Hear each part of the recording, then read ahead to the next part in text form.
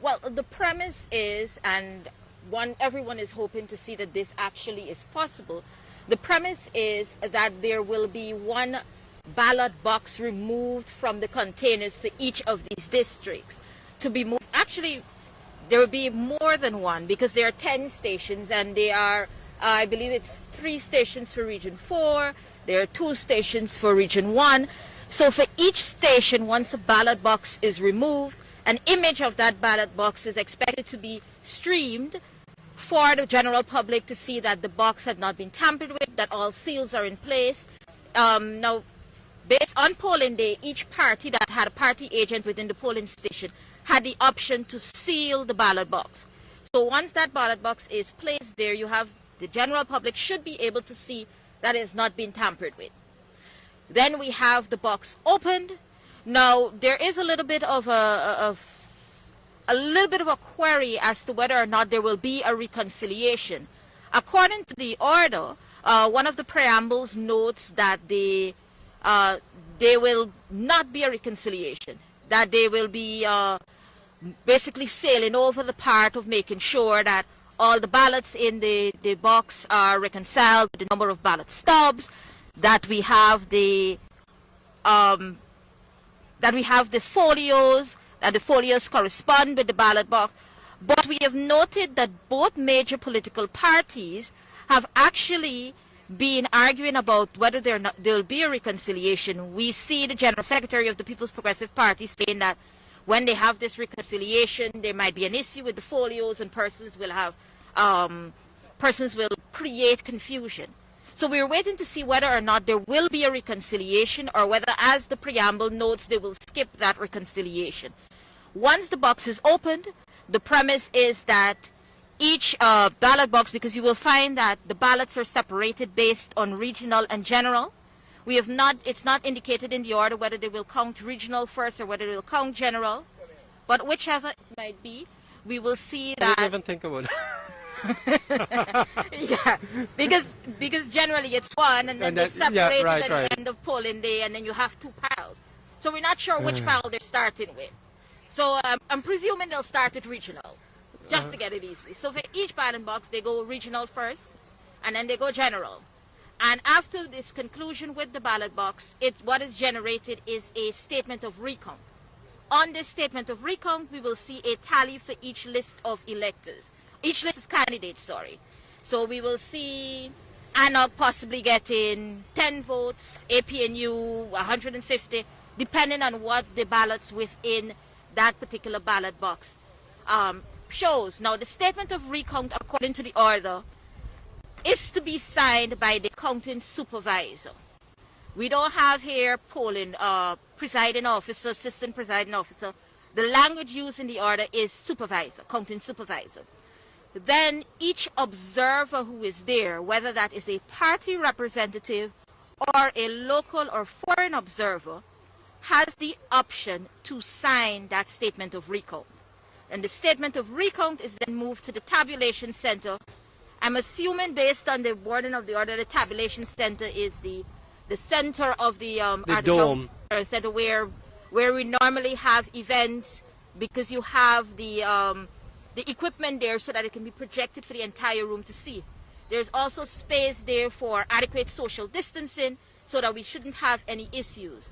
Now, once the ballot boxes for every polling place within any one particular district has been counted, we will have a tabulation of the statement of recount. Is your understanding that as soon as the let's say one SOR gets in there, that they will start the tabulation? Well, they can't start with one, let me say no, 2. They can't. According to the order, all of these are to be transmitted to the CEO, who will then facilitate the tabulation per district.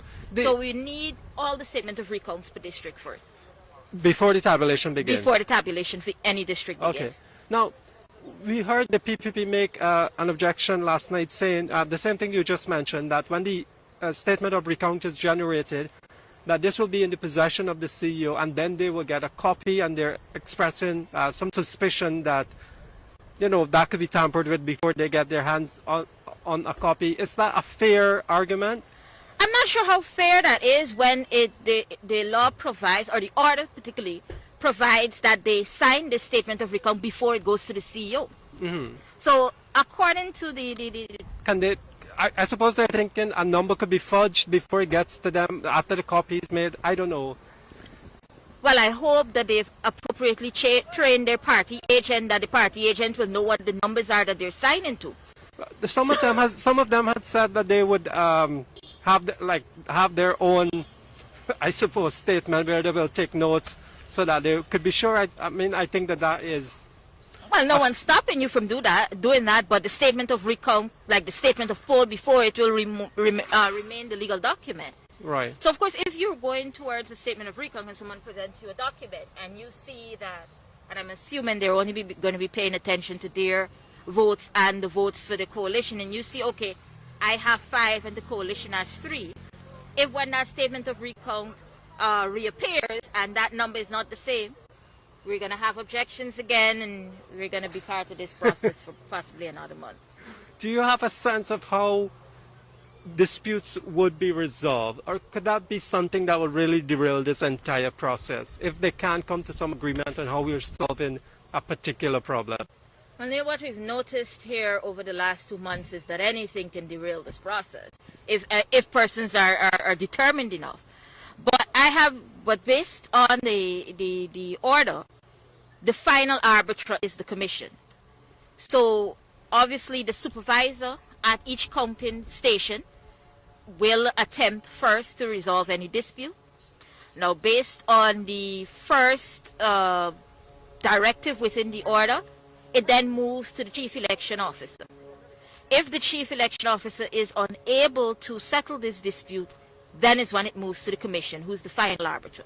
I can't imagine if we have several disputes how long this could possibly go on. Now, Tanika, a major problem here is that we are the ones who give the public the information, but the Commission has really provided no sort of arrangement for us to see what is going on in there. Like, how exactly do we report it, other than depending on partisan statements, perhaps tweets or Facebook updates from party agents? That's how we've been getting all of our information, mostly. What do you make of that? We scavenge.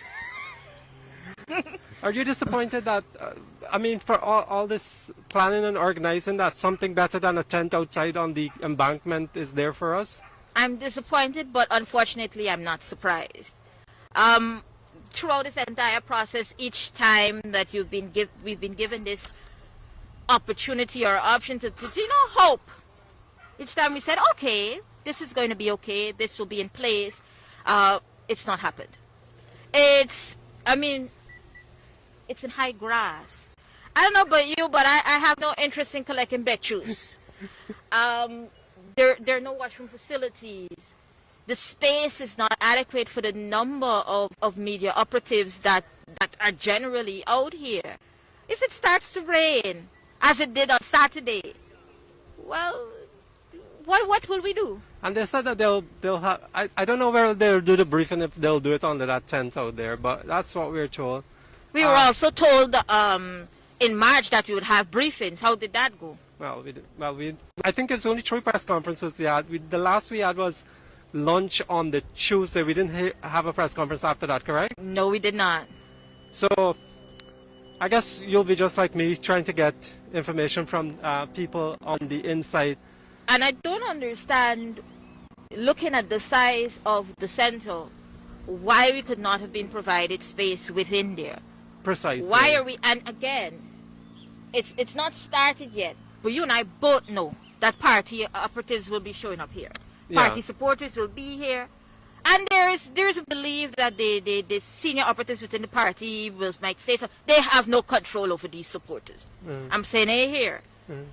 The seniors within the party have very little control over their mass support. So if they congregate here as they've done in front of the GECOM Secretariat on High Street, if they come after us again, who's protecting us? Not that sense over there for sure. So we wait and see what happens then. We wait and hope for the best.